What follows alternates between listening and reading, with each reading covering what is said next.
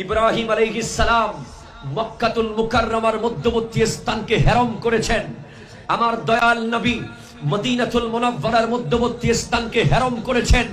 আর আমাদের মতো গুনাহগার, নাচিস, নালায়েক যাদের পক্ষে মক্কা মদিনায় যাওয়া সম্ভব হচ্ছে না, টাকার অভাবে, সম্বলের অভাবে যেতে পারছি না, তাদের জন্য চিন্তা নাই।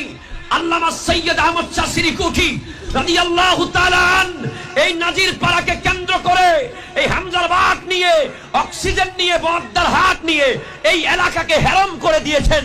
এখানে যারা প্রবেশ করবে তারা নিরাপত্তা পাবে। কথা বলেন ঠিক কিনা? আরো হাত তুলে বলেন ঠিক কিনা বলেন। আমরা জামিয়ার গুম্বাদের দিকে যখন তাকাই যেন আমরা মদিনা দেখতে পাই। কথা জোরে বলেন ঠিক কিনা বাবা? আমরা একটা হেরমের ভিতরে আছি, ঠিক কিনা?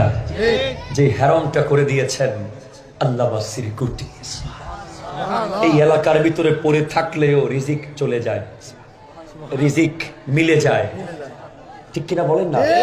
এই এলাকার আশেপাশে পড়ে থাকলেও আল্লাহ বরকত দেন। সুতরাং এমন একটা এলাকায় আজকে প্রোগ্রামটা হচ্ছে।